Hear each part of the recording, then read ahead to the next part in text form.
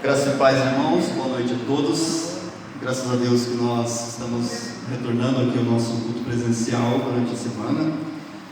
Nós vamos fazer um formato um pouco diferente, não muito do que estava sendo feito, mas assim, ao invés de ser um culto de oração, a gente vai fazer um culto de ensino, como estava sendo nas terças-feiras.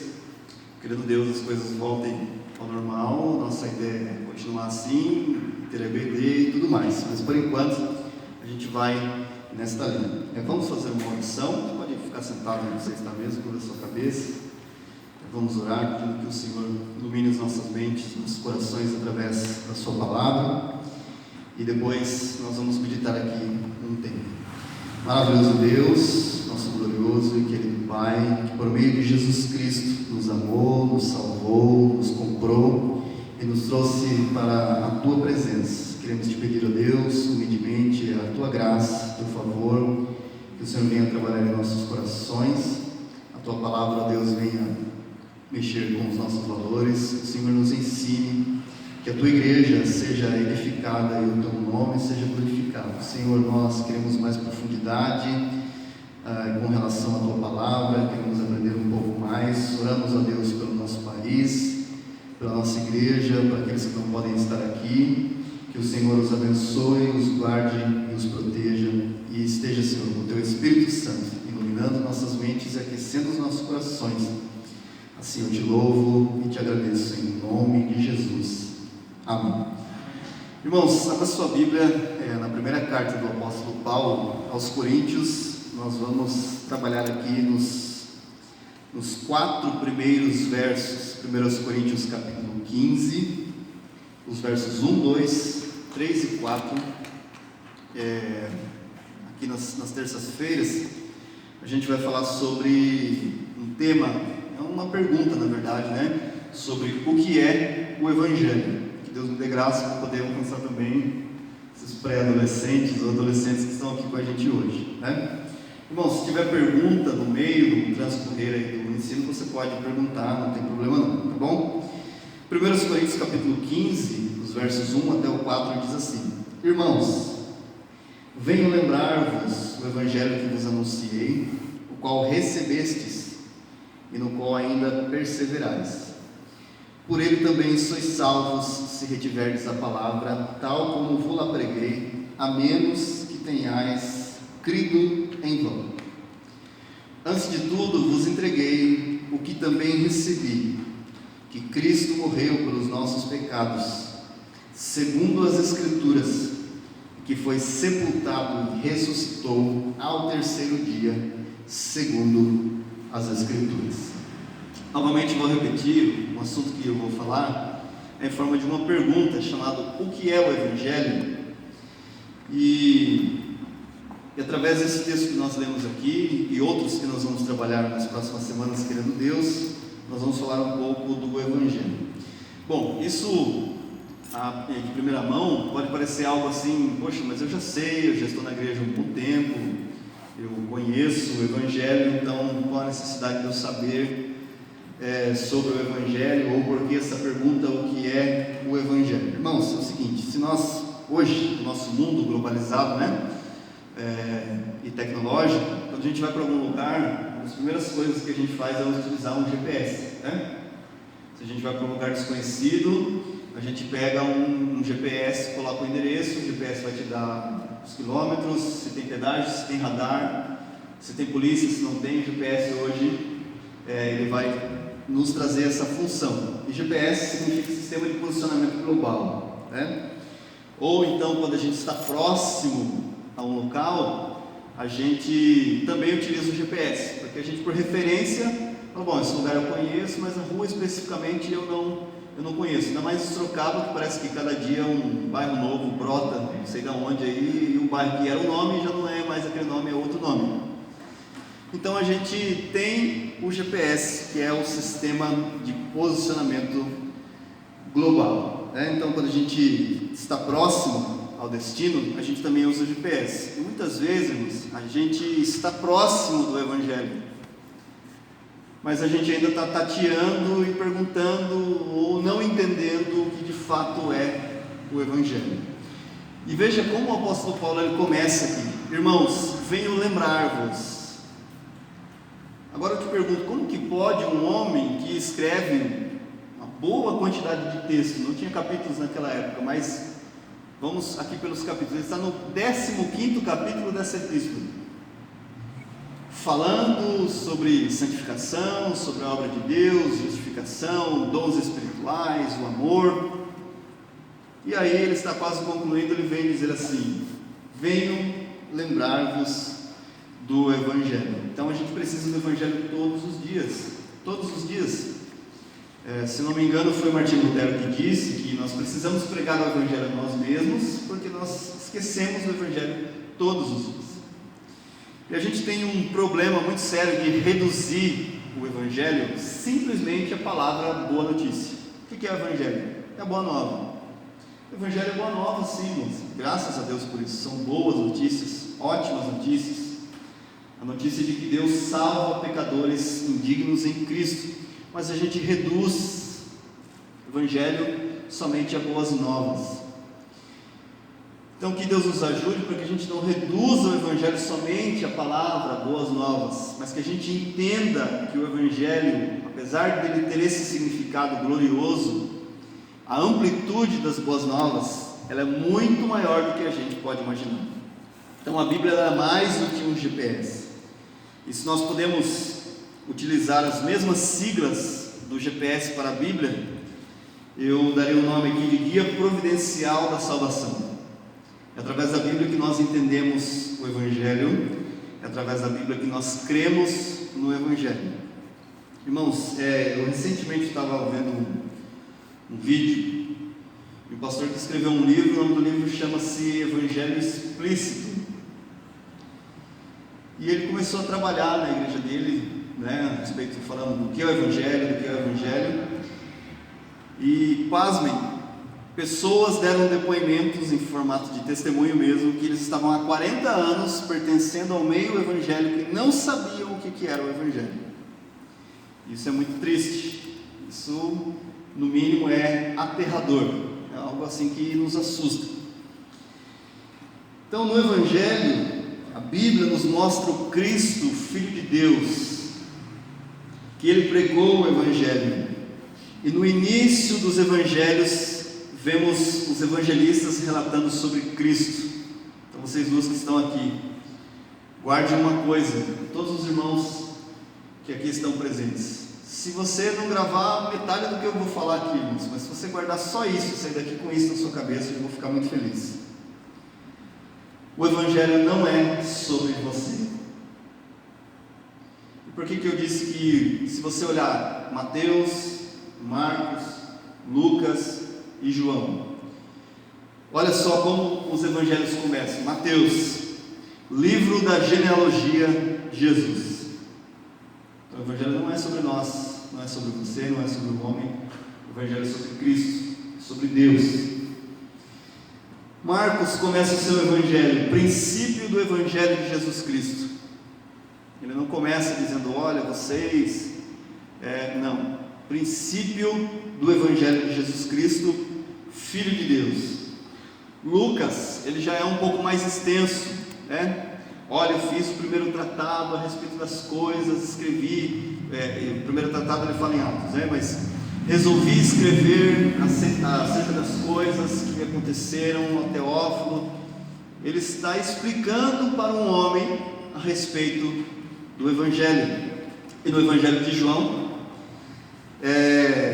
está escrito, no princípio era o Verbo, e o Verbo era Deus, e o Verbo estava conosco. Então o Evangelho não é sobre nós, irmãos. Então, por que é necessário nós falarmos sobre o Evangelho? Porque o Evangelho ele diz a respeito a Deus, a Cristo, o seu Filho, e a obra do Espírito que ele vem realizar na vida daqueles a quem ele comprou. Então o Evangelho não é sobre você, guarde isso. E onde isso se encaixa como boa notícia? Justamente porque não é sobre nós, e é sobre Deus, a Trindade, é porque isso é a boa nova, é a boa notícia. Então veja como os evangelistas começam o relato dos seus evangelhos. Mateus, livro da genealogia de Jesus. Marcos, princípio do Evangelho de Jesus Cristo, Filho de Deus. Lucas, falando a respeito das coisas que ele escreveu, e ele tinha uma certa urgência em escrever aquelas coisas. E João, no princípio, era o Verbo. Então a história não é sobre nós. Então, como eu já falei, eu vou dar aqui uma pincelada mais forte, né? Porque hoje a gente vai fazer uma espécie de introdução a tudo aquilo que a gente vai falar. Não queremos reduzir o Evangelho simplesmente à palavra boas novas. Então, irmãos, entendam isso. O Evangelho é boas novas, é a boa notícia, é a salvação de Deus. Isso é uma verdade. Mas a gente não pode ser assim, sabe, reducionista. O que é o Evangelho? O Evangelho é boas novas. Que boas novas? O que acreditamos? Quem proclamou essas boas novas? O que essas boas novas implicam na nossa vida? Porque às vezes, me parece, a sensação que eu tenho, né? Que a gente pensa em Evangelho, a gente olha para as pessoas, para os ímpios, poxa, preciso do Evangelho. Fulano não entendeu o Evangelho, mas nós precisamos do Evangelho todos os dias. Todos os dias. E o que mais alegra o nosso coração é saber que o Evangelho não é sobre nós. Logo, se não é sobre nós, é sobre a obra de Deus em nós. Quantas pessoas vivem num ambiente religioso e pensam ainda que podem, por seus esforços, agradarem a Deus. Eu faço, logo eu sou aceito. Então, se eu fizer assim, Deus vai me aceitar, Deus vai me receber.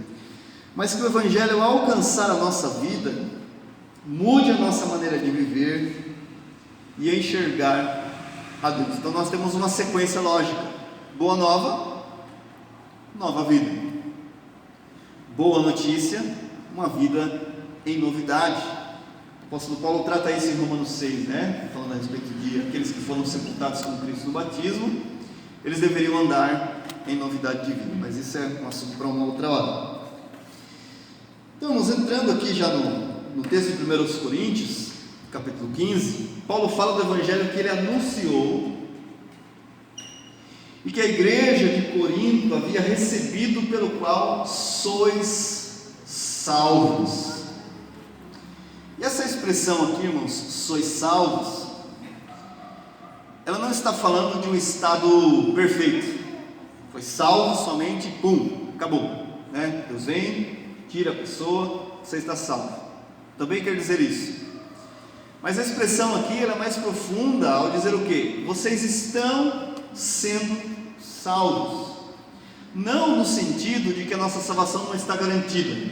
Você consegue entender? A nossa salvação está garantida, mas nós estamos sendo salvos pela obra de Cristo, pela obra do Espírito, por tudo aquilo que Deus proporcionou. Mas no Evangelho, pelo Evangelho, nós estamos sendo salvos, ou seja, dia após dia, sendo transformados à imagem de Jesus Cristo. Então, olha só, venho lembrar-vos do Evangelho que vos anunciei. Então, o Evangelho que ele anunciou, que havia recebido, pelo qual a igreja era salva ou está sendo salva. Quando sabemos o que é o Evangelho, somos levados a uma verdadeira distinção do que é verdadeiro para o que é falso. Como reconheço aquilo que é falso? Você pode dar um exemplo de como que a gente reconhece aquilo que é falso daquilo que é verdadeiro? Como que a gente consegue distinguir? Comparando? Vamos lá, quem mais? Usando referência? Uma base? É muito simples. A gente conhece aquilo que é falso, conhecendo bem aquilo que é verdadeiro. Então, quando a gente conhece bem aquilo que é verdadeiro, aquilo que é falso não nos engana. Você quer ver uma coisa que engana as pessoas? Fala assim, dinheiro. Que a gente pega, coloca no bolso, né? Opa! E alguém fala, meu, você não quer falso? Mas como você? Eu não tenho culpa, nem reparei. Porque a pessoa está ali, contato com a visão, ela conhece aquilo que é verdadeiro e aquilo que é falso. Então, como nós conhecemos o Evangelho verdadeiro? Conhecendo o Evangelho verdadeiro. Como nós vamos fazer uma distinção daquilo que é verdade e daquilo que não é verdade? Conhecendo o Evangelho verdadeiro. Que o foco não é sobre nós. O foco não é sobre nós. Nós reconhecemos que existem pessoas muito bem intencionadas por eles, muito sinceras, mas o Evangelho que ela prega e acredita é distorcido. E você logo de cara vai saber que isso é distorcido ou é falso quando você conhece aquilo que é verdadeiro. Então o apóstolo Paulo ele começa: ó, irmãos, eu venho vos lembrar do Evangelho que eu recebi, do Evangelho que eu anunciei a vocês, a qual vocês receberam ainda e vocês perseveram. Então este é o propósito do Evangelho. Um exemplo disso, de conhecer aquilo que é verdadeiro do que é falso, é conhecendo peças originais, dinheiro, roupas.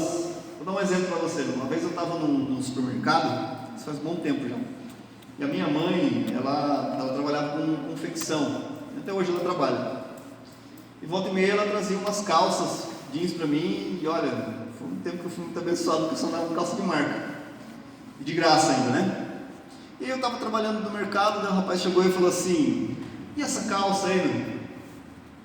Porque eu reconheço aquilo que é bom. Ele nem tinha falado nada, nem tinha comentado nada, mas, sei lá, não sei se ele já trabalhou, ou alguma coisa assim, mas o fato é que ele, quando ele bateu o olho, ele reconheceu que a calça era uma calça de marca. Então a gente distingue o que é verdadeiro do que é falso, conhecendo bem é o que é o verdadeiro. E aí o apóstolo Paulo começa, e aí a gente vai começar aqui mais a fundo nossa exposição. Venho lembrar-vos do Evangelho, não se esqueça do Evangelho. Isso é um alerta para nós. Por que o apóstolo Paulo, depois de falar um monte de coisa? O Martin Lloyd Jones, que foi um pregador do século passado lá em Londres, ele fala assim que o apóstolo Paulo era tão cheio do Evangelho que ele começava um assunto, era como se ele não conseguisse terminar. Mas ele diz assim: olha, eu venho vos lembrar do Evangelho. Não se esqueça que você foi colocado dentro dos desígnios soberanos de Deus, do Evangelho, e que nem a morte, nem a vida, nem os anjos, nem principados, nem coisas do presente, altura, largura, profundidade, pode nos separar do amor de Deus em Cristo Jesus. Por que eu estou falando isso? Sabe por quê? Porque muitas vezes a gente mede o Evangelho ou o amor de Deus pelo jeito que a gente acorda. Se a gente acordou triste, chateado, ou porque alguma coisa aconteceu, puxa, eu não vou orar hoje, eu não vou até Deus, porque afinal de contas eu estou... Irmãos, quando nós conhecemos o Evangelho, a obra de Deus em nós, que o foco não é nós, é a glória de Deus, toda essa perspectiva de a gente olhar que a gente não é merecedor, não é capaz, não tem condições de chegar até Deus, ela vai embora. Porque nós temos uma confiança de que nós fomos chamados pelo Evangelho, fomos colocados no Evangelho para andar no Evangelho. Guarde isso, somos chamados no Evangelho, colocados no Evangelho para andar segundo o Evangelho. Lembre-se que em outro tempo você estava, como Paulo disse para os Efésios, capítulo 2, verso 13, sem Deus no mundo, sem esperança, separado das promessas. Você estava sem rumo, como diz o ditado aí, sem eles nem beira. Quantas pessoas entraram em um seminário e por não se lembrar do Evangelho, entraram mesmo foi em um cemitério,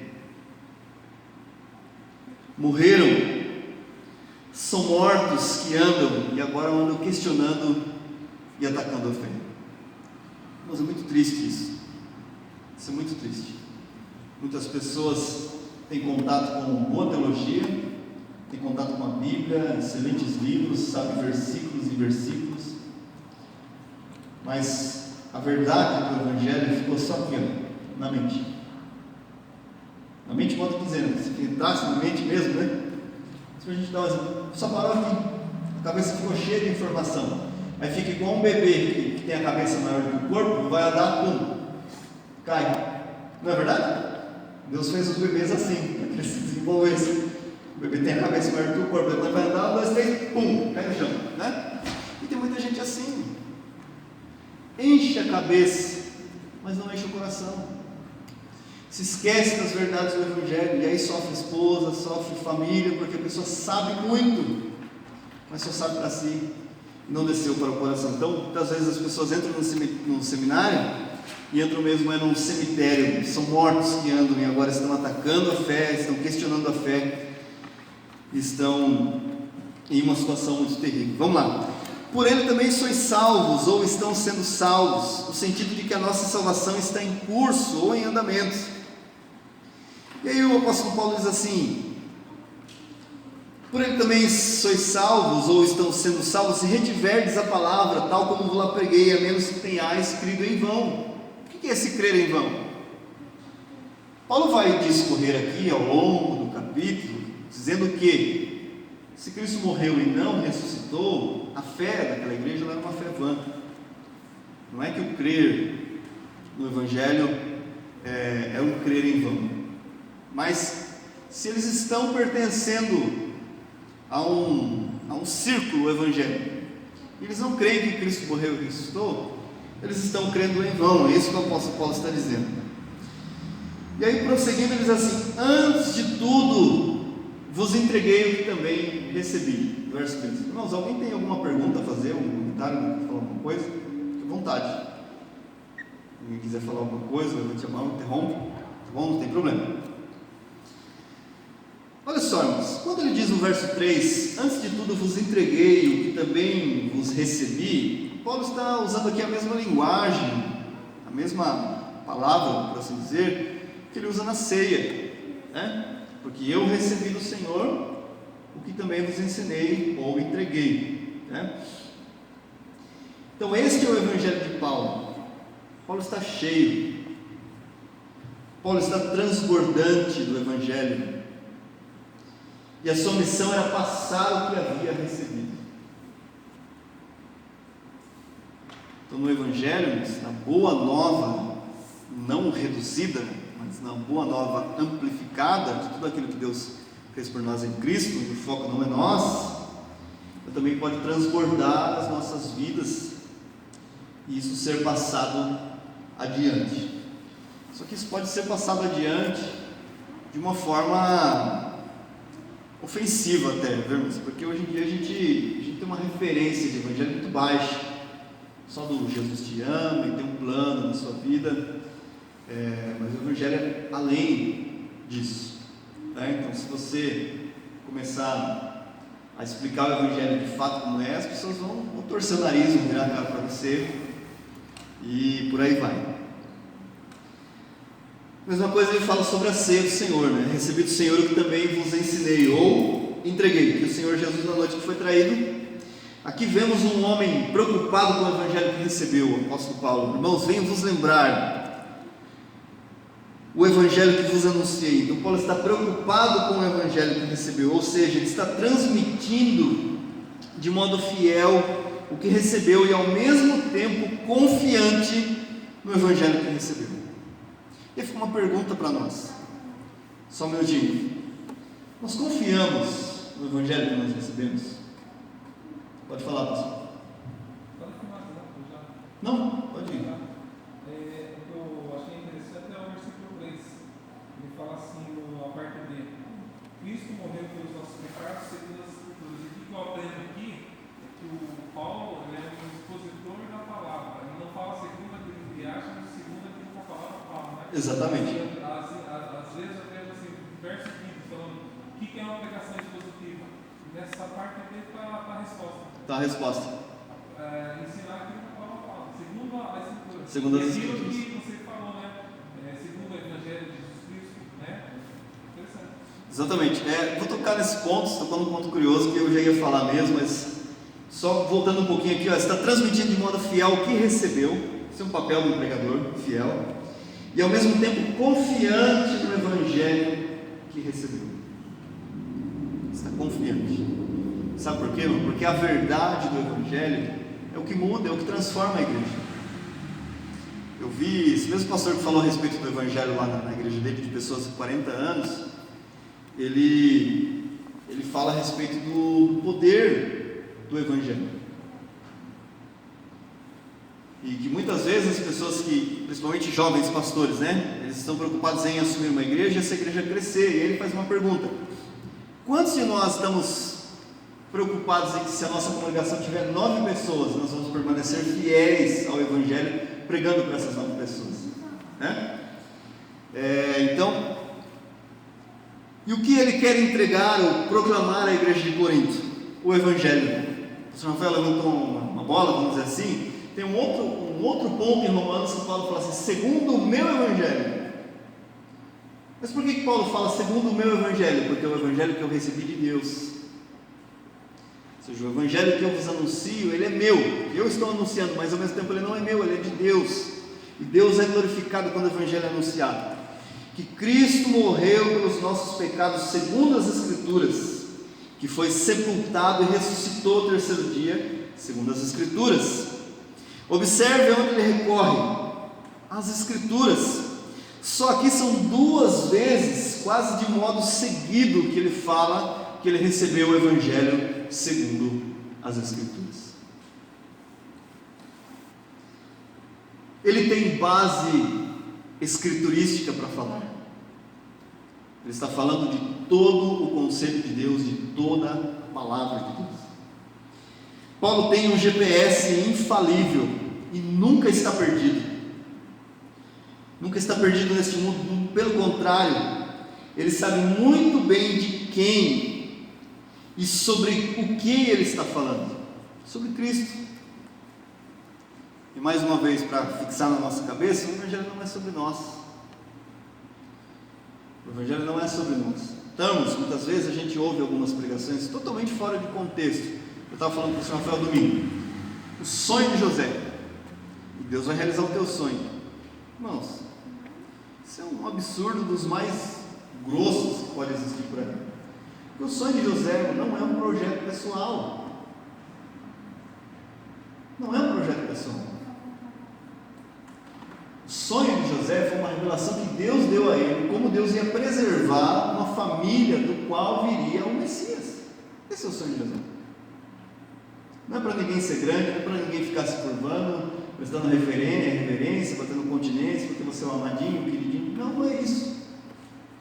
Ali ele está falando mais da linhagem do povo ao qual viria a salvação do que projeto pessoal. Aliás, é sobre a salvação, não é sobre projeto pessoal. E por aí vai. Em outras palavras, Paulo está pregando aqui, não é sobre você ou eu, é o que as Escrituras dizem, é sobre Cristo, sobre o Evangelho. As boas novas é o grande alvo da igreja, tanto para se alimentar dele, viver dele e anunciar a boa notícia ao mundo. A boa notícia sempre vem acompanhada de uma péssima notícia, né? Quem não crê já está condenado. Essa notícia é ruim. Não é uma notícia fake news, não é uma notícia, puxa, não é agradável, é uma notícia ruim com peso eterno. Quem não crê já está condenado. Na mensagem de hoje eu falei aqui de um modo introdutório sobre o que é o Evangelho. Irmãos, e que Deus nos ajude a entendermos de fato o que é o Evangelho. Que o Evangelho não é sobre nós, é sobre a glória de Deus. Quando nós olhamos no Antigo Testamento, especificamente no Salmo 115, o salmista ele começa assim: não a nós, Senhor, não a nós, mas ao teu nome da glória. E ele vai fazer um comparativo entre o Deus de Israel e os deuses das nações. Tem olhos, mas não veem, tem mãos, mas não apalpam, tem nariz, mas não cheiram. E todos aqueles que nele confiam ou adoram, sejam como eles. Olha só, irmãos. Inútil, vão, perdido, cego, sem direção nenhuma. Essa é a idolatria. Diga-me. Não, pode falar, à vontade. No versículo 2, a qual enxerga com a perseverança é a responsabilidade do homem. Sim. Quando ele fala a respeito do meio dele também foi salvo, se reverte com firmeza, ou seja, a mensagem. Muitas vezes a pessoa ouve, escuta a mensagem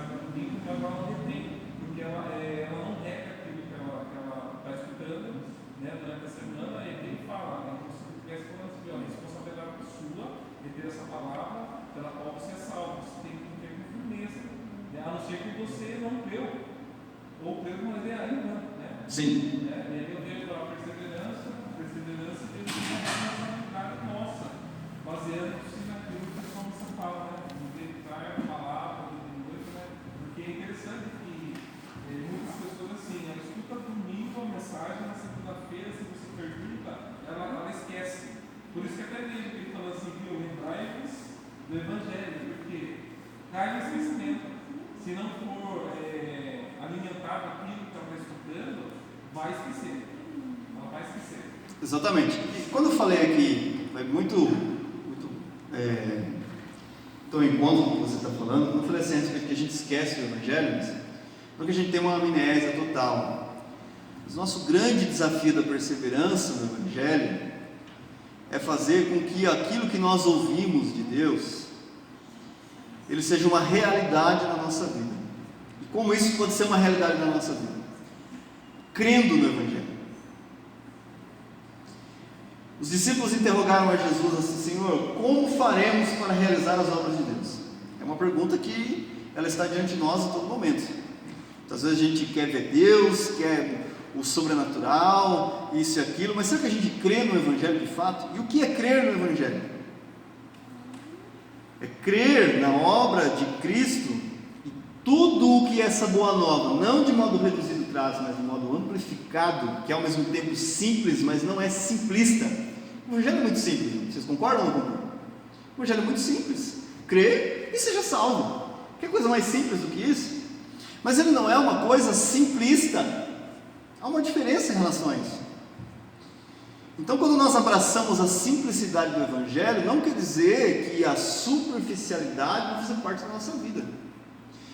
Então, essa perseverança, que é uma responsabilidade nossa, ela implica no quê? No crer no Evangelho, em perseverar em tudo aquilo que o Evangelho diz. Porque a todo tempo nós somos confrontados com mentiras. As mentiras que o diabo diz para nós, tentando confrontar ou pôr em xeque a verdade. E a mentira nos leva para um falso evangelho. Somente a verdade do Evangelho nos conduz ao Evangelho verdadeiro. Então, que Cristo foi sepultado, ressuscitou ao terceiro dia, segundo as Escrituras. E aí ele vai discorrer, apareceu às Cefas, depois aos 12, depois foi visto por mais de 500 irmãos de uma só vez, dos quais a maioria sobrevive até agora, porém alguns já dormem ou já morreram, né? Então, o Evangelho, a boa nova de Deus, em Cristo Jesus para nós, diz a respeito de tudo aquilo que Cristo é e do que Cristo fez. Então, por que é necessário lembrar do Evangelho, crer no Evangelho? Porque momentos difíceis virão. A Bíblia já manda, nos orienta a nos estar precavidos contra o dia mau. Quer dizer, nem tudo vai ser um mar de rosas. Mas quando a verdade do Evangelho está grudada dentro do nosso coração, nós utilizamos do Evangelho para combater o pecado, as mentiras que o nosso próprio coração prega a nós mesmos, né? Quer ver um exemplo? Muitas vezes a gente é acometido de tristezas, né? Essas pessoas têm problemas com depressão, excesso de melancolia.